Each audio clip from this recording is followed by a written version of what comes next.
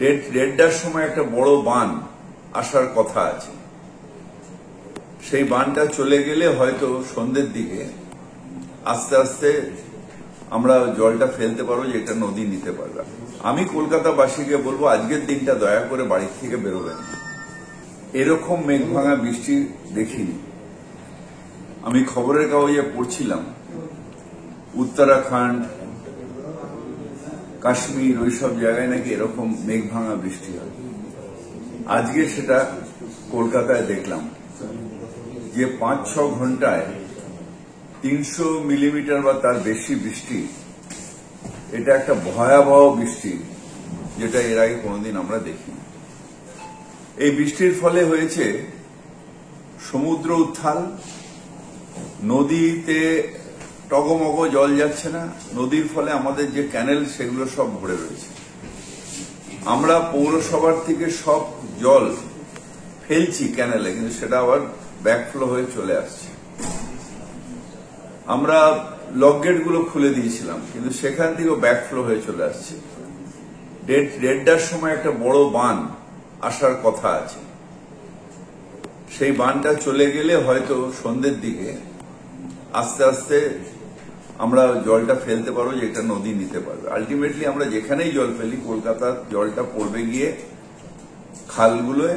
খালগুলোর থেকে যাবে নদীতে, নদীর থেকে যাবে সমুদ্রে। এই সবটাই ভরে রয়েছে, টুইটুম্বুর হয়ে রয়েছে। আমি কলকাতাবাসীকে বলবো, আজকের দিনটা দয়া করে বাড়ি থেকে বেরোবেন।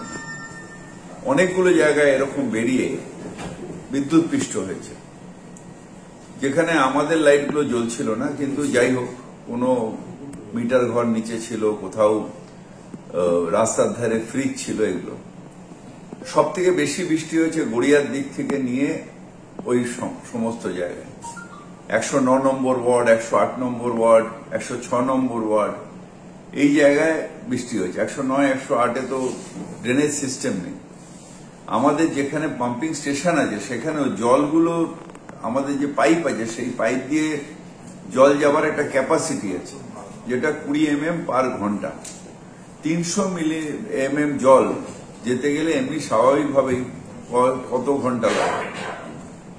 আর সেই জলটা ফেলছি যখন ক্যানেলে, সেই জলটা আবার ব্ল্যাক ফ্লো হয়ে চলে আসছে, কারণ সব ভর্তি। চারিদিকে, কলকাতার চারিদিকে নদী নালা যত আছে সব ভর্তি হয়ে রয়েছে। তো এই জলটা যতক্ষণ না ন্যাচারালি কমে যাবে, নদী নালার জলটা যতক্ষণ না সমুদ্রে গিয়ে পৌঁছবে, ততক্ষণ এই জলটা কমবে খুব আস্তে আস্তে। তাই আমরা সবাই প্রতীক্ষা করছি। আমাদের পুরো টিম সকাল থেকে লেগে আছে। আমার MMIC তারক সিং, আমাদের কমিশনার, আমাদের SOTID সবাই রাস্তায় রয়েছে। আমিও রাস্তায় ঘুরে এসে এই কন্ট্রোল রুমে এলাম। আমরা প্রাণপণ চেষ্টা করে যাচ্ছি, কিন্তু প্রকৃতির হাতে আমরা সবাই একেবারে অবশ। আমরা প্রকৃতির সাথে লড়াই করতে পারি না। এই অবস্থায় সাধারণভাবে যদি বৃষ্টি হয়, কলকাতায় জল জমার কথা নয়, যেভাবে পলি পরিষ্কার হয়েছে। কিন্তু একটা অ্যাবনর্মাল বৃষ্টি হয়েছে। আর মানুষ, আমাদের যে কনজারভেন্সি ওয়ার্কারদের বলবো, যে গালিপিটগুলোকে পরিষ্কার করে দিলে যে প্লাস্টিকগুলো গিয়ে জমছে, বা পুজো কমিটির সামনে যে প্লাস্টিকগুলো গিয়ে জমছে, সেইগুলোকে পরিষ্কার করে দিলেও আস্তে আস্তে জলটা কিছুটা হলেও কমে যাবে। অনেকগুলো জায়গায় কমে গেছে অলরেডি। আর আমি বিশ্বাস করি যে